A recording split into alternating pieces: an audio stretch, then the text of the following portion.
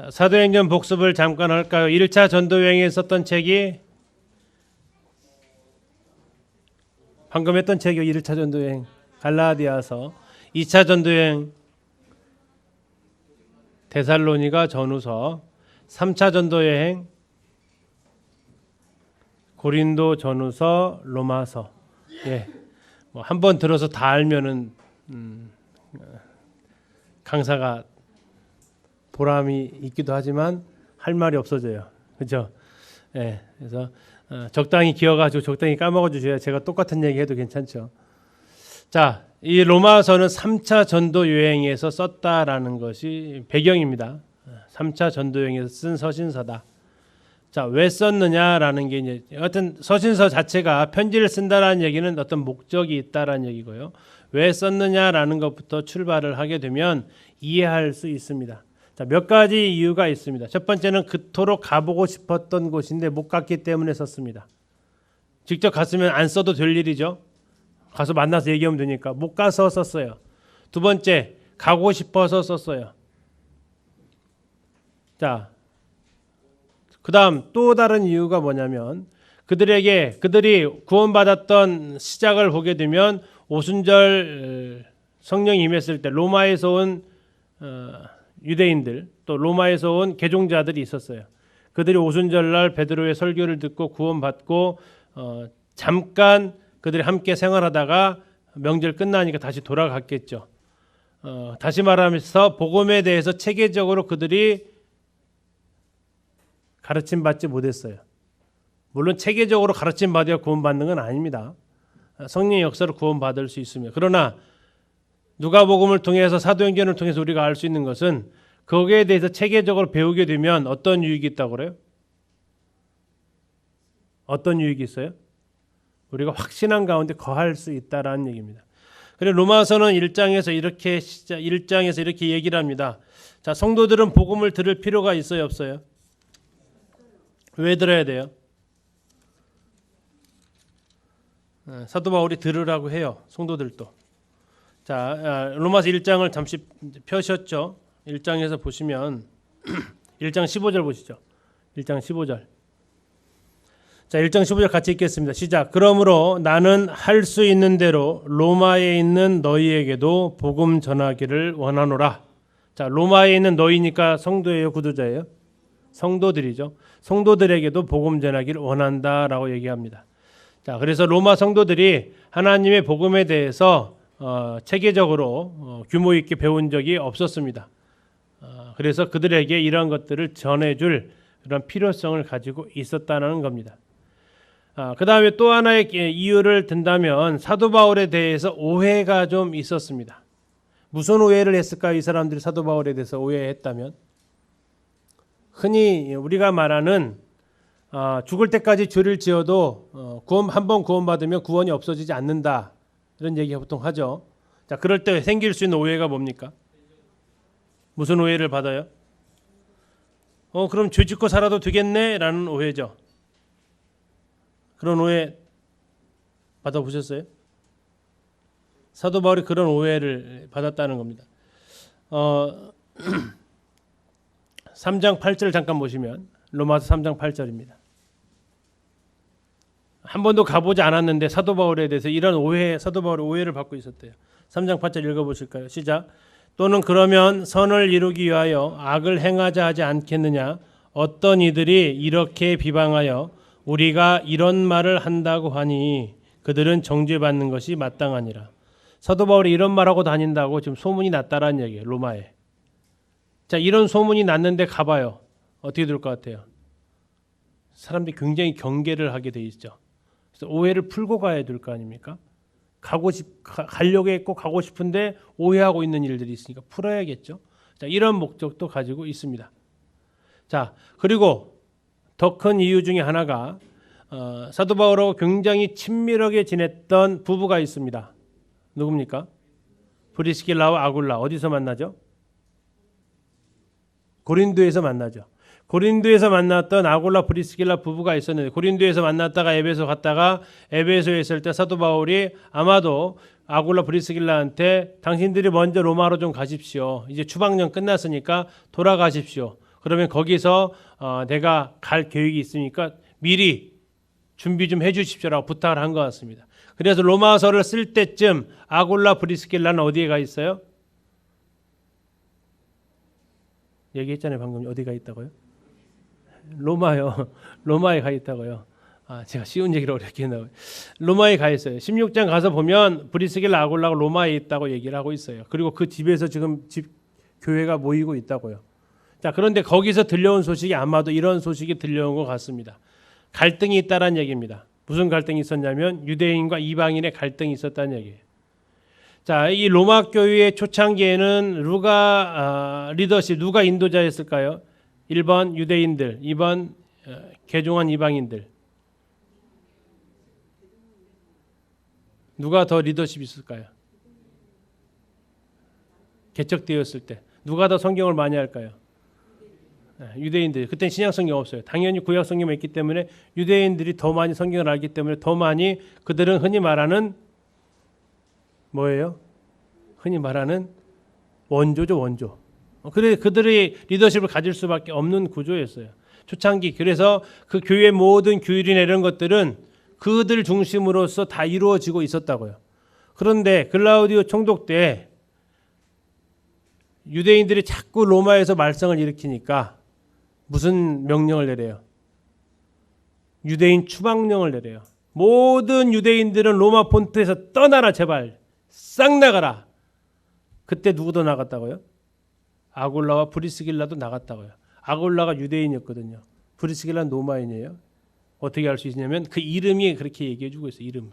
우리도 예를 들어서 개똥이 하면 한국 사람이지만 스티브 하면은 이름 보고 알 수 있잖아요. 어느 나라 사람이 대략이. 그렇죠? 이름 자체가 브리스가가 로마식 이름이라고요. 자, 다시 말하면 이때 유대인들이 전부 다 떠나요. 그러면 로마 교회에 있었던 유대인 형제들은 떠나요, 안 떠나요? 떠날 수밖에 없죠. 그러면 다 떠났어요. 그러면 그 로마 교회는 누가 리더십을 가지겠어요? 예, 이방인, 유대인, 비유대인이었던 형제들이 교회에 이제 운영을 해야 될 거 아니에요. 그게 계속 되어지는 게 아니라 일정 기간 동안 했어요. 그러다가 이제 이 추방령이 해제가 돼요. 다시 돌아올 수 있는 기회가 주어졌어요. 그래서 유대인 성도들이 어떻게 해요? 다시 로마로 온 거예요. 근데 로마로 왔더니 분위기가 어때요? 엄청 달라진 거예요. 뭐부터 달라졌냐면 애찬부터 달라졌어요. 애찬을 먹으려고 했더니 도저히 손이 안 가는 음식이 나오기 시작한 거예요. 일명 뭐가 나왔을까요? 그렇죠. 좋아하시는군요. 돼지고기. 예, 부정한 음식들이 나온 거예요. 부정한 음식이 나와가지고 야 왜 이러냐 한 거예요. 왜 이러냐. 그러니까 성도들이 뭐라고 하냐면 이거 먹을 수 있지 않냐. 이걸 어떻게 먹냐. 이거 다 먹을 수 있는 거지. 아니 그렇게 부정하게 되지. 하면서 안 돼. 꺼림직이 안 돼. 아니야. 야 그리스도 율법에서 안 산다고 이미 지금 다 얘기했잖아. 아니야. 그래도 어떻게 그걸 먹을 수 있냐. 하면서 나온 게 로마서 14장 갈등이에요. 음식 갈등. 유대인 성도들이 있을 때는 야 6월절이다. 야 기념해서 좀 잘 지켜보자. 근데 어느덧 이방인 성도들이 하니까 안 지켜요. 그게 무슨 의미야? 이미 예수님 6월절 두셨는데. 야 그래도 그날은 좀 기념을 해야 되지 않냐? 그건 그림자인데 뭔 그걸 왜 자꾸 기념하자고 그래? 안 하는 거예요. 이제 했던 것들이. 그러면서 유대인 성도들과 이방인 성도들이 갈등을 일으키기 시작하는 게 바로 14장에 나와 있는 유대인 성도들과 이방인 성도들의 그 갈등이 있었어요. 그러면서 거기서 갈등되면 거기서 끝나는 게 아니에요. 나중에 어디까지 확산돼 점점 싸움은 큰 거 가지고 시작하지 않아요. 작은 것이 점점점 싸우다 보면 이제 인신 공격까지 가는 거죠. 그러면서 유대인들, 이방인들 막 서로 이제 싸우기 시작하면서 그게 관련되어진 것이 9장, 10장, 11장에 있는 이스라엘의 정체성과 관련되어진 논쟁까지 가요. 교회가 하나가 되어지지 않아요. 그런 갈등들이 있다고요. 특별히 로마서 16장을 보게 되면 많은 이름들이 있습니다. 혹시 세어보셨어요? 몇 명 나오는지? 혹자는 한 40여 명 된대요. 근데 그 이름을 보면 그걸 다 알 수 있어요. 어떤 정도 알 수 있냐면 그 민족을 알 수 있고요. 다음에 이게 신분이 높은 사람인지 낮은 사람인지 알 수 있어요. 언년이 그러면 높아요, 낮아요? 낮잖아요, 그렇죠? 옥분이 그러면 약간 좀 이게 있어 보이고 이게 이름 로마서에 나와 있는 이름을 연구하다 보면 이게 사회적 지배층인지 하류층인지 그 이름을 알 수 있다고요. 우리는 전혀 감이 안 오지만 이해가세요? 그러니까 로마 교회 성도들이 굉장히 다양한 사람들이 섞여 있다는 얘기예요. 거기에서 오는 갈등들이 있었다는 얘기예요. 그것이 바로 이제 14장에서 나와 있는 교회 안에 성도들끼리의 그런 어려움들이 존재하고 있었다라는 겁니다. 그거 해결하지 않으면 교회가 일치가 되지 않으면 무슨 사역을 할 수 있겠어요? 그것을 해결하기 위한 목적이 이제 로마서에서 가지고 있고, 그래서 음식에 대한 문제, 또 나를 지키는 문제, 이런 것들, 기타 등등 내가 옳다고 믿고 있는 것이 상대방이 거침이 되었을 때 어떻게 해야 되는지, 이러한 일들을 이제 14장에서 풀어가고 있는 거죠. 자, 그리고 이제 9장, 10장, 11장에서 유대인들이 복음이 왜 이방인에게로 넘어오게 되었는지, 그리고 결국 그러면서 유대인 우월주의, 이것도 문제인데요. 반면 또 무엇도 문제냐면 유대인 혐오도 굉장히 문제라고요. 오늘날 지금 유대인들이 고통당하고 있는 것은 그 유대인들을 향한 혐오예요. 우리나라 사람 중에서 이스라엘 되게 싫어하는 사람들 되게 많아요.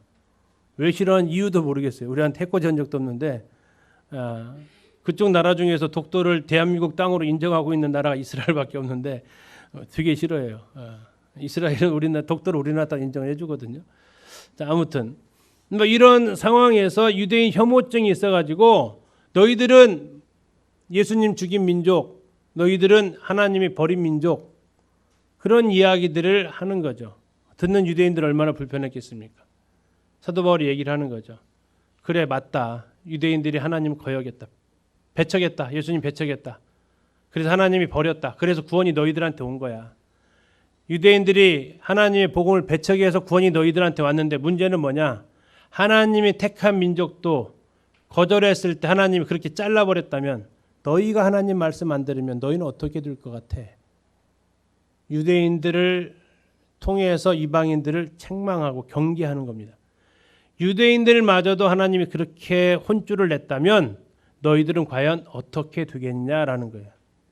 원가지도, 본래의 가지도 그렇게 하나님이 냉정하게 잘라버렸다면 접붙임 받은 가지는 어떻게 되겠냐 이거예요. 접붙임 받았는데 시들시들하면 어떻게 하겠어요? 원가지도 마음에 안 돼 잘라버린 접붙임 받았는데 시들시들하면 그냥 가차없죠. 조심해라 그거예요. 조심해라. 유대인 우월주의도 문제지만 유대인이라고 이렇게 배척한 이런 것들도 교회 해치는 요소들이다라고, 유대인 교회와 이방인 성도들이 묶여 있었던 로마 교회의 그런 상황들에 대해서 사도 바울이 이런 부분들 다시 정리하면 로마에 가고 싶었던 이유를 얘기합니다. 그리고 로마 교회를 통해서 서바나 스페인 전도할 때 지금까지의 모든 1차, 2차, 3차 전도 여행의 베이스 캠프는 어디였어요?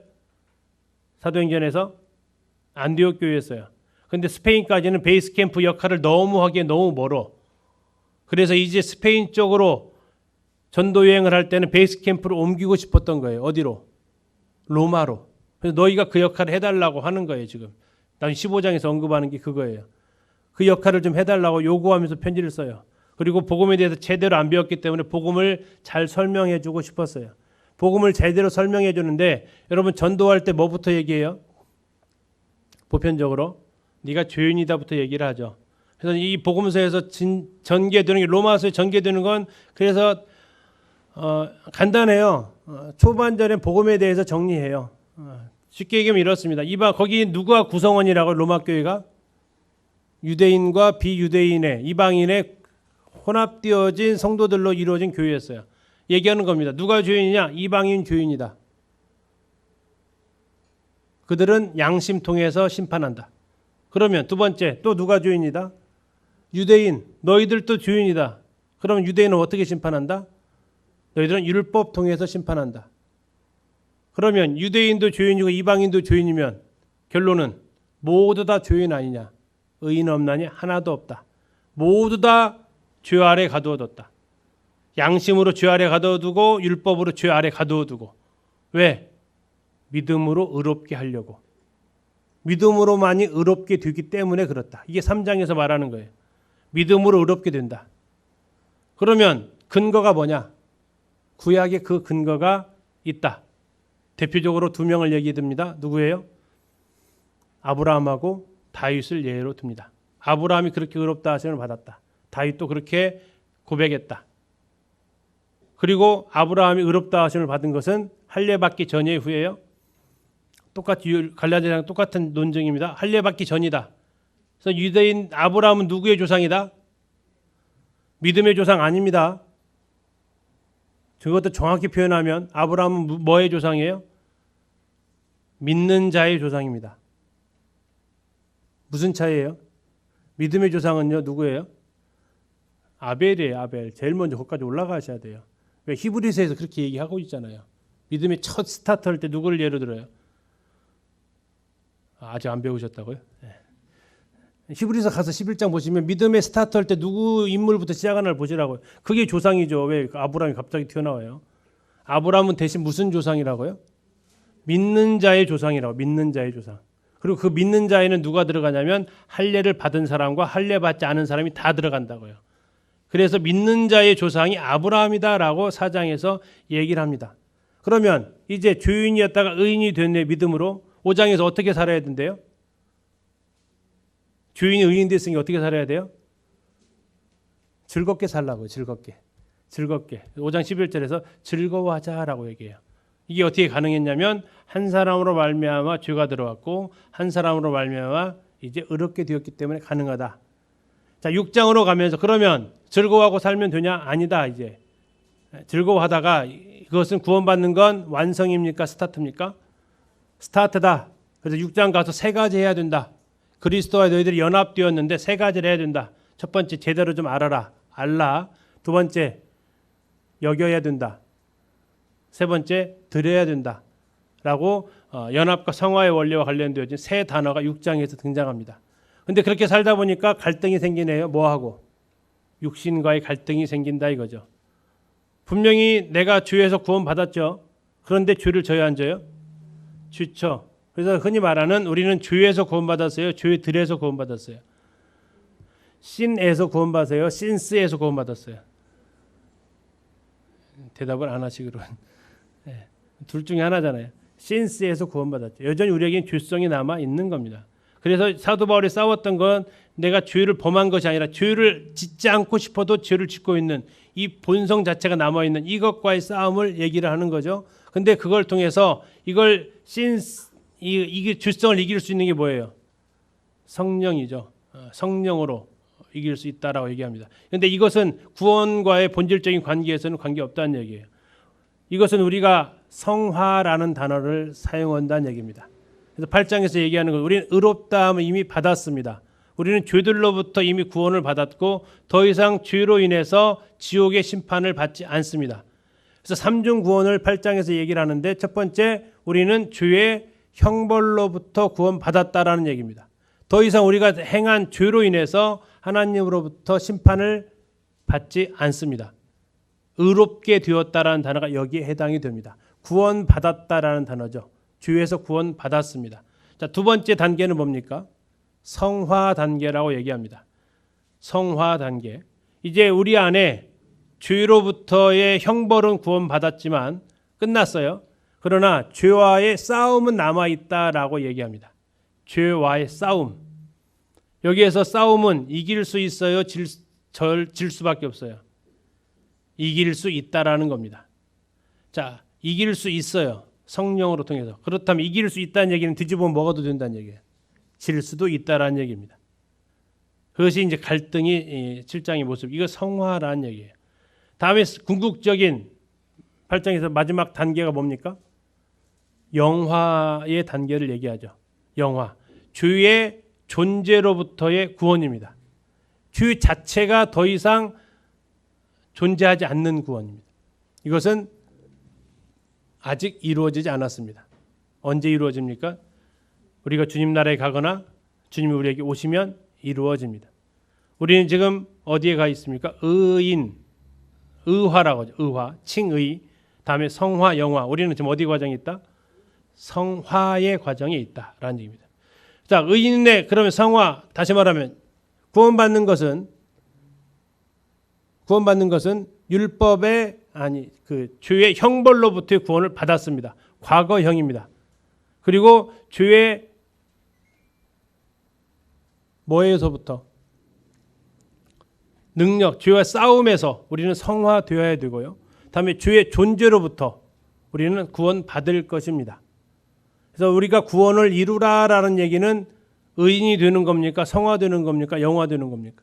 성화되는 거죠. 성화되는 것이 구원을 이루라라는 표현입니다. 네, 죄에서 삼중적으로 구원은 어려우신가요? 삼중적 구원인데 죄의 형벌로부터 구원받았습니다.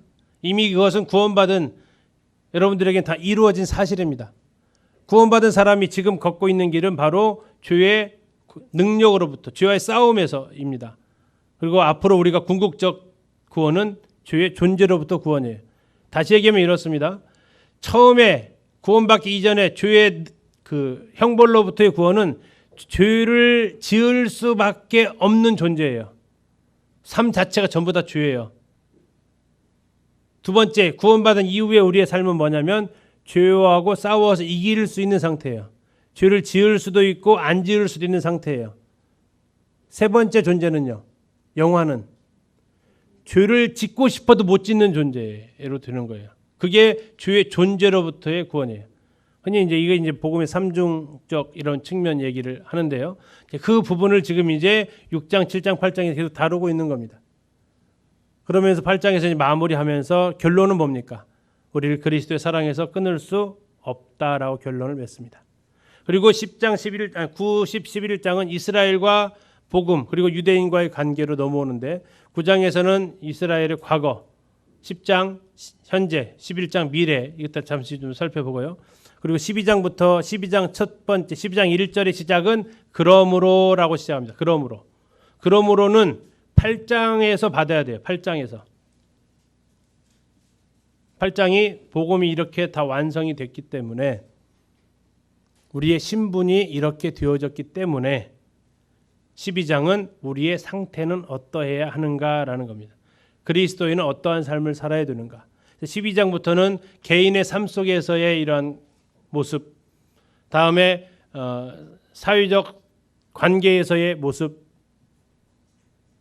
13장 넘어가서 국가와의 관계에서의 모습, 14장에서 교회 성도들과의 관계에서의 모습, 이런 이 가운데에서 일어나는 15장에서 국가 유정자들과 관련된 그런 뭐 또 포함해서 이러한 이 그리스도인의 삶에 대해서 15장 중반절까지 다루고 15장 중반절 이후부터는 사도 바울이 나 이제 로마 갈 거야.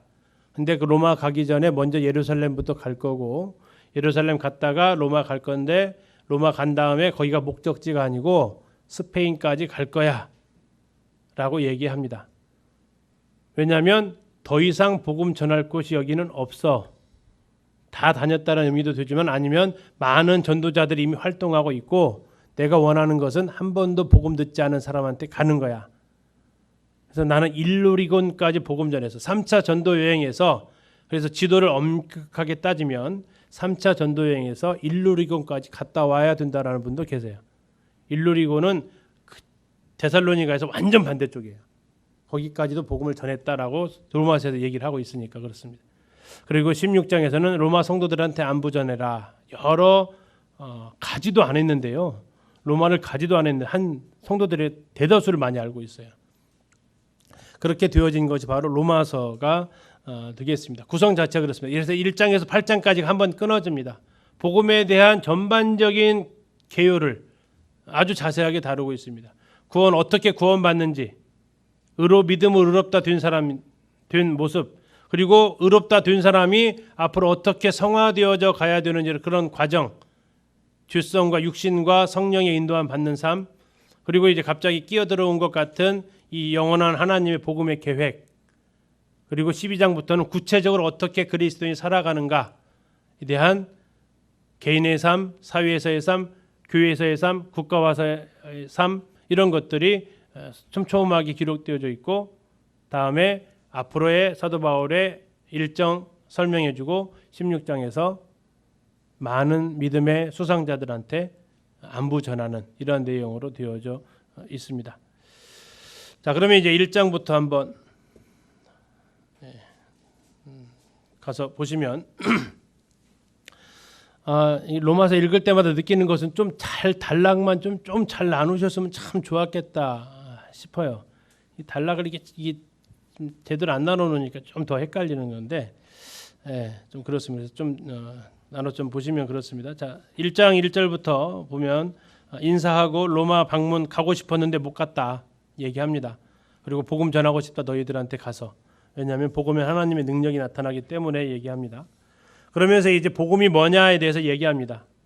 죄에서 구원받는 거다. 누가 죄인이냐? 이방인이 죄다. 이방인이 어떻게 죄를 지었냐? 하나님 두기를 싫어하면서 나타난 많은 죄들이 있다. 두 번째, 그들은 양심을 통해서 하나님이 심판하신다라는 겁니다. 두 번째, 유대인들이 또한 죄를 지었다. 그러면서 그들은 하나님께서 율법을 통해서 심판하신다. 결국 모든 인류가 다 죄인이다. 의인은 하나도 없다. 이게 지금 다 하나님께서 죄 아래 전부 다 가둬두었다. 그리고 특별히 하나님의 말씀을 통해서 우리가 죄인이라는 것을 깨닫게 된다. 자, 3장 20절까지만 이렇게 한번 읽도록 하겠습니다. 자, 준비되셨죠? 이제 1장 1절부터 3장 20절까지 읽겠습니다. 21절부터 나와 있는 것은 우리가 의롭다 하심을 어떻게 그러면 얻느냐. 우리가 죄인인데 어떻게 의롭다 하심을 얻느냐 이겁니다.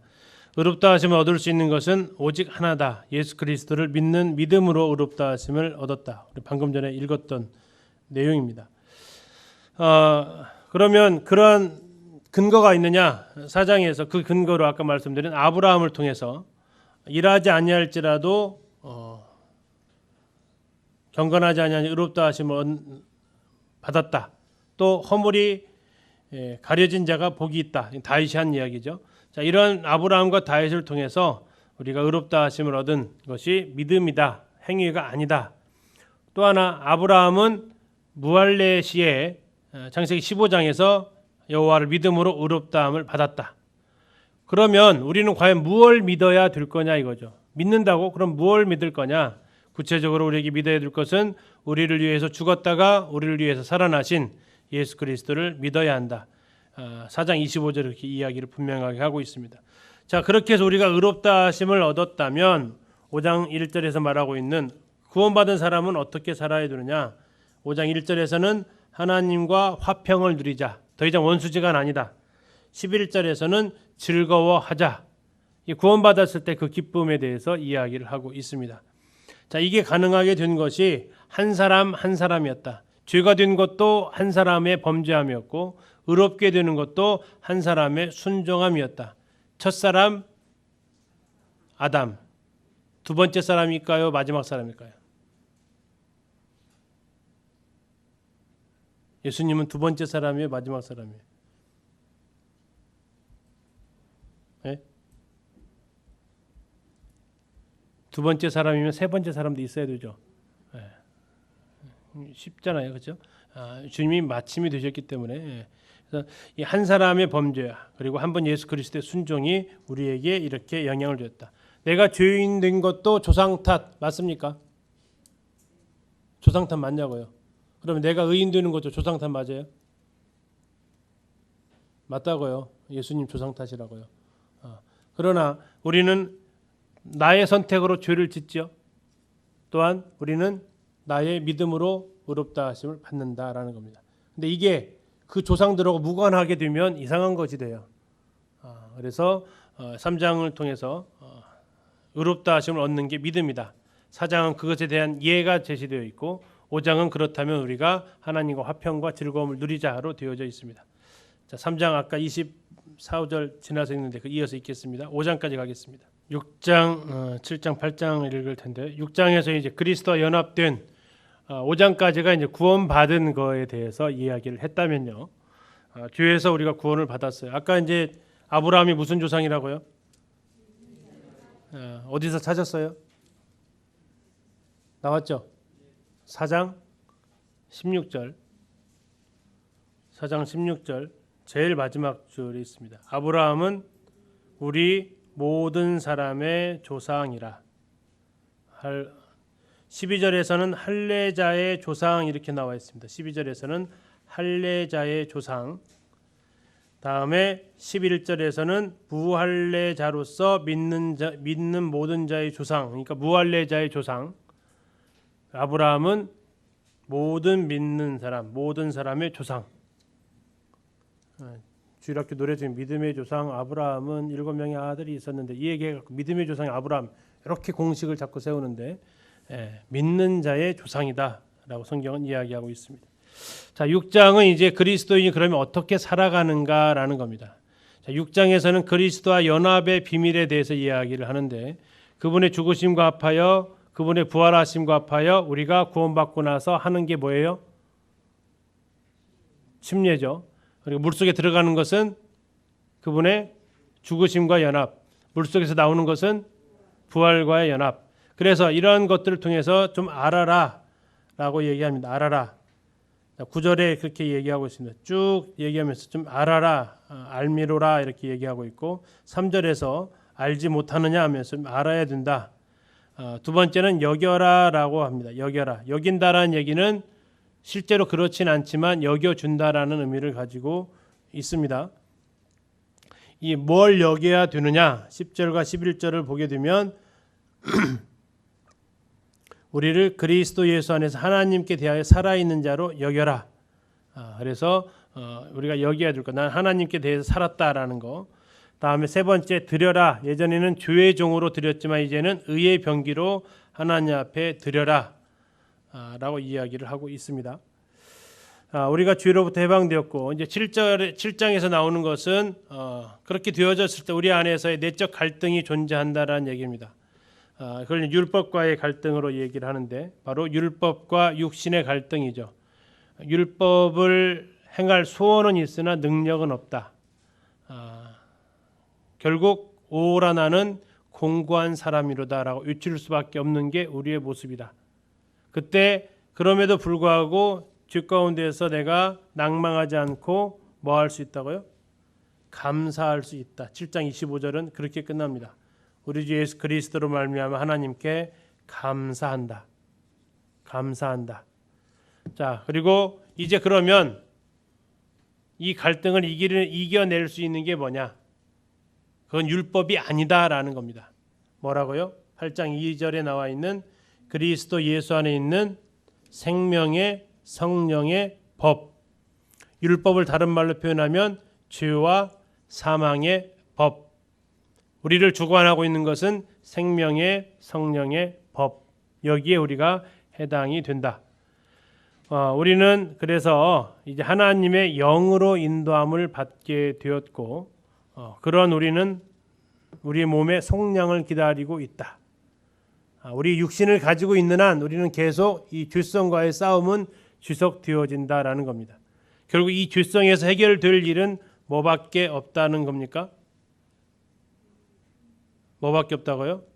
예, 우리가 주님이 오시는 그 길밖에 없다라고 이야기를 하고 있습니다. 그래서 우리가 여기에 대해서 해결될 것은 바로 우리의 몸의 속량을 기다리고 있다라고 이야기를 하고 있습니다. 23절에 8장 23절에 이렇게 나와 있죠. 그럼에도 불구하고 우리 성령께서 우리를 도와주고 계시고 그리고 그 사랑에서는 아무도 끊을 수 없다. 6, 7, 8장은 그리스도인의 연합과 거기에서 다 파생되어지는 육신과의 갈등, 율법을 비춰봤을 때 내 육신은 구원받아서 율법에 비춰봤더니 자유로울 줄 알았더니 그렇지 않았고 결국 나는 율법에 의한 것이 아닌 성령에 의해서 생명의 성령의 법을 살아간다. 그리고 그 사랑에서 끊을 수 있는 것은 그 무엇도 없다. 완전한 복음의 마침이 이제 8장에서 선언하고 있습니다. 6, 7, 8장 읽겠습니다. 하나님의 경륜인데요. 하나님의 큰 그림이십니다. 하나님의 큰 그림. 자, 9장은 이스라엘의 과거, 10장은 이스라엘의 현재, 11장은 이스라엘의 미래. 이것은 아주 명확하게 잘 구분을 했습니다. 자, 9장에서는 이스라엘의 과거에 하나님께서 이스라엘을 선택하셨다라는 겁니다. 하나님의 주권으로 인해서 선택을 했는데 마치 야곱과 에서 중에서 누구를 선택했어요? 야곱을 선택했다라는 겁니다. 자, 그래서 선택한 것은 그들에게 있어서 큰 은혜였죠. 그럼에도 불구하고 이스라엘은 하나님을 거절합니다. 거절한 이유가 무엇 때문에 거절합니까? 자기의 의를 세우기 위해서 거절합니다. 율법을 통해서 그들은 하나님 앞에 의로운 자로 나타나려고 했습니다. 예수님을 통해서 주신 믿음의 의가 아닌 자신의 율법을 통해서 세우는 그 의를 그들은 자랑하고 싶었습니다. 자, 그렇게 된 이유가 이미 구약에서 그들이 예언을 통해서 복음에 순종하지 않았다라고 이사야와 모세를 통해서 예언을 하고 있습니다.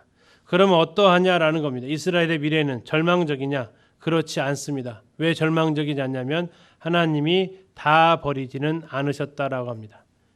하나님이 기회를 주셨다고 합니다. 자, 구원의 흐름은 원래 이스라엘에게 갔습니다. 그런데 그들이 거절했습니다. 그래서 누구한테로 넘어왔다고요? 이방인에게로 넘어왔습니다. 그리고 마지막 궁극적으로 다시 누구에게로 온다고요? 이스라엘로 온다고 합니다. 예루살렘에서 그 다음에 어디로 갔습니까? 온 유대와 사마리아. 그 다음에 땅끝. 땅끝이 어딜까요? 지구는 둥그니까.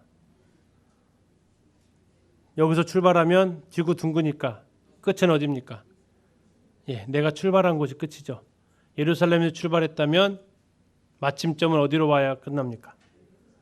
예루살렘이라고 얘기를 해서 이스라엘의 구원을 위해서 많은 사람들이 일하고 있습니다. 우리 모임에서도 이스라엘 한 명 정도는 선교사를 파송해야 되지 않을까. 예, 그 땅에 주님이 서실 거니까요. 예, 아무튼 그들은 다시 하나님으로부터 은혜를 받게 될 것입니다.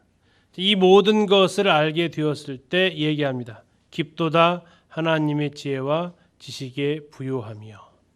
하나님의 영원하신 계획 가운데 이스라엘을 택하시고 그들을 통해서 하나님의 뜻을 이루어 가시는 주님을 기뻐하게 되는데요. 자, 이제 여기에서 이제 가장 고민이 하나님의 그 선택에 대한 주권에 대한 거부감이 있습니다. 왜 에서는 버렸다면 그러면 에서를 심판할 권리가 있습니까 없습니까?예요. 있습니까 없습니까? 야곱을 선택하고 에서를 버렸어요. 그럼 하나님은 에서를 심판할 수 있어요 없어요? 버렸다면서요. 하나님이 버린 거예요, 에서가 버린 거예요? 네, 거기서 이제 고민이 생기죠. 뭐 그걸 지금 고민을 여기서 논의할 수 있는 장소는 아니니까 그것이 이제 이 로마서에서 전개되어지는 겁니다. 첫째, 버릴 수 있는 권한이 있다. 그런데 하나님 의도적으로 버리지 않았고 그들이 그러한 길을 했을 때 하나님은 두신다. 예를 들어서 햇빛이 쪼입니다. 한쪽은 얼음이고 한쪽은 진흙입니다. 얼음은 어떻게 됩니까? 물이 됩니다. 그렇죠. 녹아요. 진흙은요. 단단해집니다. 똑같이 햇볕을 받았는데 그들의 마음 상태에 따라서 어느 쪽은 굳어지고 어느 쪽은 녹아지더라 이겁니다. 그리고 하나님은 그 주권에 의해서 전부 다 얼음도 굳어버리게 하지 않으신다라는 거죠. 또 하나는 뭡니까? 하나님의 이 주권에 있어서 하나님은 그들을 그렇게 두심을 통해서 아합이나 므낫세를 통해서도 얘기하지만 그들을 선택하지 않았지만 그러나 그들이 회개했을 때 하나님께서 은혜를 베푸심으로 하나님의 그 은혜가 더 큰 것을 드러내기를 기뻐하셨습니다. 그래서 선택하지 않았다. 이것이 하나님께서 어떤 그 책임이 있다. 그렇게 말할 수는 없다. 이게 다 이해 안 되실지 모르겠지만 이것이 이제 흘러가고 있는 그 하나님의 주권과 관련되어져 있는 흐름 가운데 나타나 있기도 합니다. 자, 90, 11장 하고 라벨 작업하고 잠깐 쉬겠습니다. 9장 읽겠습니다. 라벨 작업을 좀 하겠습니다. 자, 로마서는 크게 세 등분 됩니다. 1장부터 8장, 다음에 9에서 11장, 12장에서 16장이 됩니다. 1장부터 8장까지는 복음에 대한 완전한 이해가 나오고 9, 10, 11은 이스라엘에 대한 하나님의 경륜이 나옵니다. 12장부터는 그리스도인의 실제적인 삶에 대해서 다루고 있습니다.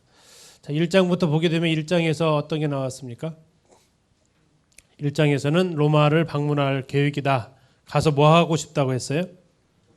복음 전하고 싶다. 복음에서는 하나님의 능력이 나타나기 때문이다. 그러면 로마에 가서 전하고 싶은 복음이 뭐냐라는 거죠. 그 복음이 뭡니까? 첫 번째, 누가 죄인이다요? 예, 이방인이 죄인이다.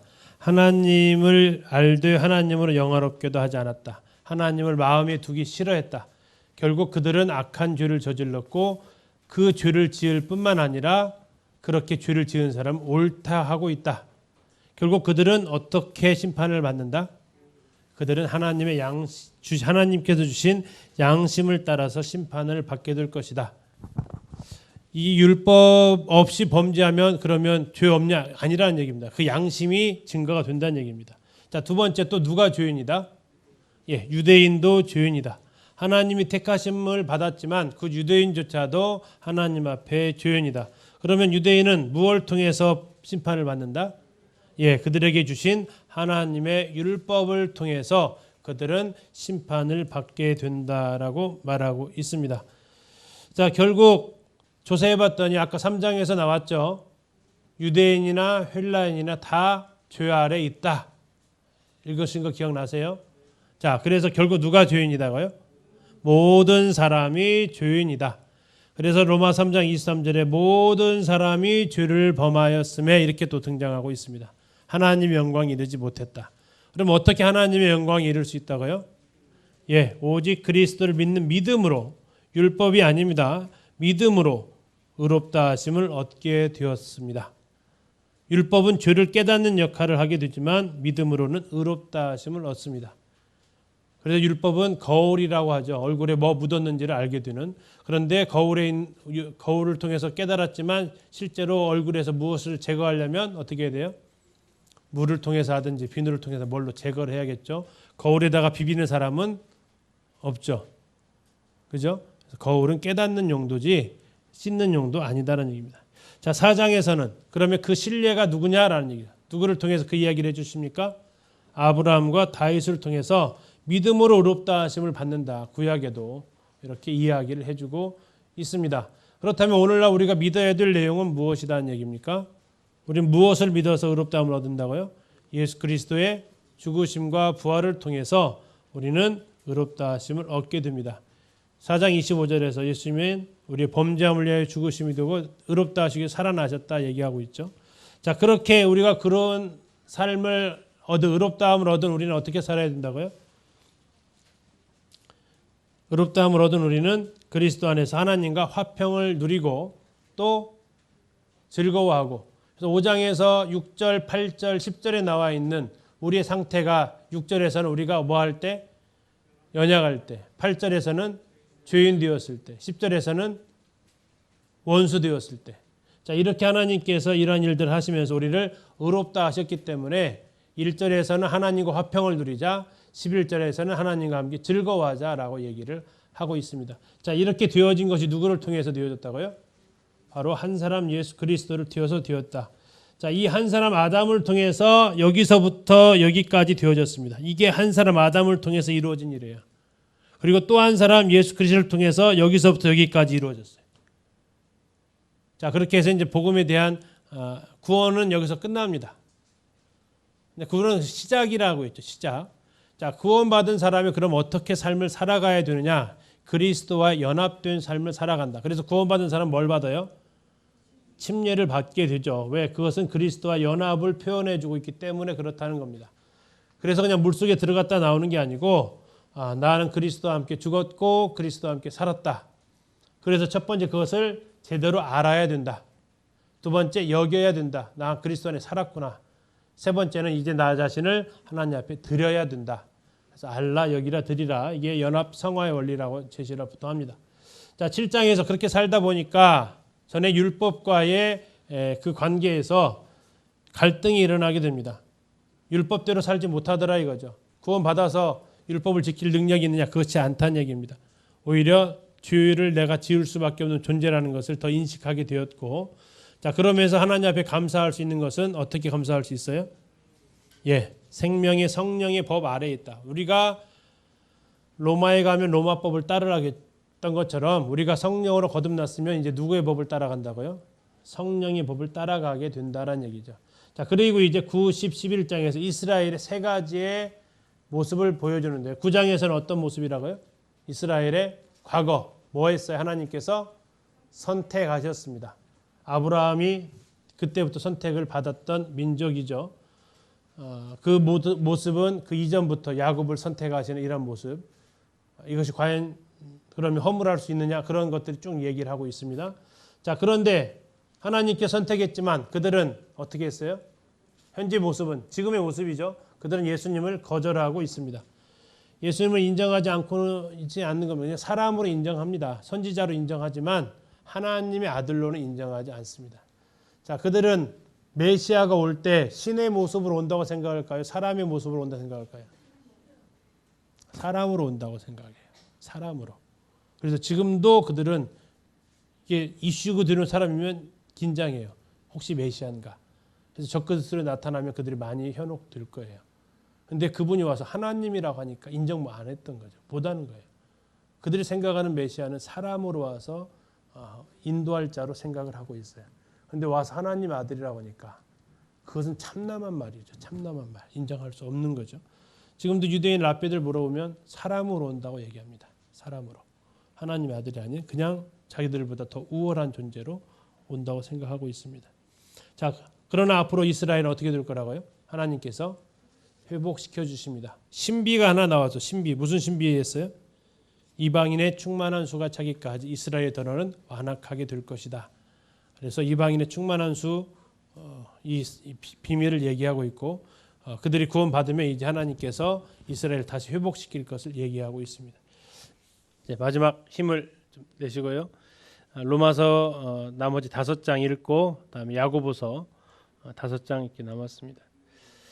자, 복음에 대해서 이제 깨달은 사람 어떻게 살아가냐? 삶입니다. 삶. 1장부터 8장까지가 복음에 대한 우리의 신분이라면 12장부터는 구원받는 사람의 삶이죠. 개인적인 삶이 12장에 나와 있습니다. 산 제물로 드려라. 그리고 이웃들과의 삶, 우는 자들 함께 울고 다음에 할 수 있으면 모든 사람과 화평하고 이런 것들. 13장에서는 권세자들한테는 복종을 해라. 그들은 하나님의 사역자들이다. 다음에 이웃을 사랑해라. 다음에 거룩한 삶을 살아라. 가 되겠습니다. 그리고 14장은 초반에 말씀드렸던 유대인 성도와 이방인 성도, 교회 안에 나와 다른 사람이죠. 음식 문제로 싸우진 않겠죠. 우리가 같은 이방인이니까. 나를 지키는 문제로도 싸우지 않을 겁니다. 그러나 우리는 무엇인가 또 다른 점이 있습니다. 그걸 가지고 교회 안에는 지금도 많은 다툼이 있었고 전에 우스갯소리 얘기했던 대로 커튼을 무슨 색으로 하느냐, 녹색으로 하자 푸른 초장파, 빨간색으로 하자 주의 보혈파 해가지고 교회가 결국 나누어졌다라는 그러한 웃지 못할 이야기도 일어나고 있는 현실이죠. 한국처럼 많은 교파가 존재하는 것도 없습니다. 정말 분열에 분열을 했다라는 비판을 받고 있습니다. 주님이 그렇게 하나 되게 해달라고 기도하셨건만. 자, 그런 것이 무엇의 차이에서 오냐면 진리 차이가 아니라 나와 다른 것을 틀리다라고 보는. 그래서 음식 문제, 특정한 날의 문제. 자, 그럴 때 우리가 기억할 것, 하나님의 심판대 앞에 설 것이다. 결국 성도를 어떻게 바라봐야 되느냐? 그리스도께서 위하여 죽으신 형제구나. 주님은 저들을 위해서 죽으셨는데 나는 이거 하나 못 참아주나 하는 그 시각으로 바라봐야 된다. 그래서 서로 우리가 받아야 된다라는 겁니다. 자, 그래서 12장부터 15장 13절까지입니다. 저도 정신 바짝 차려 13절에 잘 끊겠습니다. 자, 12장 준비되셨죠? 읽겠습니다. 자, 15장부터는 로마를 방문할 계획을 이야기하고 있는데요. 로마를 왜 가려고 해요? 복음 전하려고 하죠. 복음 전하는 걸 다른 말로 표현하면 이방인을 제물로 하나님께 드리려고 합니다. 이방인을 제물로 하나님께 드리려고. 그래서 스페인까지 가려고 한다라고 이야기를 합니다. 서바나라고 얘기를 하고 있죠. 자, 그런데 거기 가기 전에 먼저는 지금 위치가 어디에 있다고요? 사도 바울이 이 편지 쓸 때요. 어디요? 고린도에 있다고요. 고린도. 자, 사도행전에서 이 고린도에 있다라는 표현을 찾으셨나요? 사도행 20장 잠시 아까 그것을 좀 말씀드렸었는데 까먹은 것 같아서 지금 어디에 있냐라면요. 사도행전 20장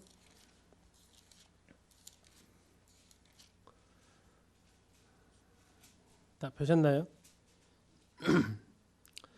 지금 사도 바울이 있는 데가 어디냐면요. 20장 3절입니다. 20장 2절부터 보실게요. 그 지방으로 다녀가며 여러 말로 제자들에게 권하고 어디에 도착했다고요? 헬라입니다. 헬라. 여기가 지금 그리스 땅입니다. 헬라에 이르러 거기 석 달 동안 있다가 이게 석 달 동안 있었던 곳이 어디라고요? 이게 고린도예요. 지금 여기에서 이제 20장 2절 3절 여기에서 로마서가 나왔다고요. 그러니까 거기다가 사도행 20장 2절 3절에다가 헬라 석 달 동안 있다가 해놓고 거기다가 써놓으셔야 돼요. 뭘 썼다고 했대요? 로마서를 이때 썼다고요. 자, 지금 그가 로마에서 이제 어디로 가냐면 예루살렘으로 가려고 해요. 왜 간다고요? 지금까지 마게도냐부터 쭉 고린도까지 와가지고 뭐 했냐면 헌금 걷었어요. 헌금.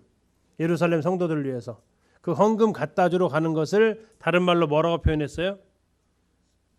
성도 섬기는 일. 성도 섬기는 일로 간다라고 그가 이야기를 하고 있습니다. 이따 그 단어 나오면 찾아보시고요. 자, 그리고 25절에 나와 있습니다.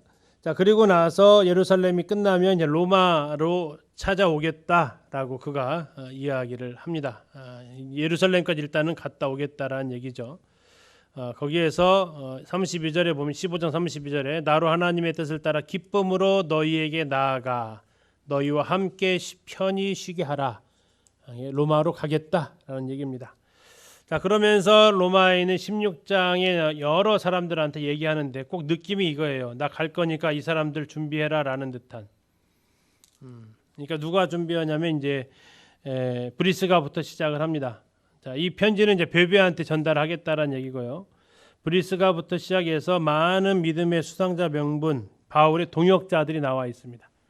어떤 표현들이 나에게 이렇게 있었으면 좋을지 한번 생각해 보시고, 그리고 이제 마지막 권면합니다. 분쟁 일으키는 자 있으면 떠나라. 그리고 마지막 고린도 성도들이 너희한테 무난하고 있다. 고린도 성도들이 누구냐? 가서 이제 성지에 가서 보면 에라스도라는 사람이 나와요. 에라스도. 고린도의 재무관이라는 그런 사람이 나오는데 이제 그 15장 23절에 에라스도 때문에 굉장히 중요한 인물이 됐고요. 고린도에 가면 그 에라스도의 지금의 그 이름이 한 2000년 됐거든요. 바닥에 지금도 에라스도라는 이름이 써 있어요. 그래서 에라스도 이건 분명히 고린도에 썼다라는 것이 더 확실해진 내용이 되겠습니다. 자, 마지막 읽고 라벨 작업하고 야고보서 하겠습니다. 자, 라벨 마무리하겠습니다. 자, 12, 13, 14, 15, 16장 한 장씩이네요. 자, 12장에서 그리스도인의 무슨 생활이라고요? 개인 생활입니다. 너희 몸을 하나님이 기뻐하시는 거룩한 산 제사로 드려라. 마음을 드리라고요? 몸을 드리라고요? 몸입니다. 구원받기 위해서는요? 마음입니다. 구원받은 다음은 몸입니다. 여러분들은 몸 드려야 됩니다. 몸. 13장은요. 그리스도인의 사회생활을 다루고 있습니다. 특히 이제 국가 유정자들 세금 내는 것까지 언급을 하고 있습니다. 다음에 이웃 사랑하는 것까지요. 다음 14장에서는요. 교회 생활을 다루고 있습니다.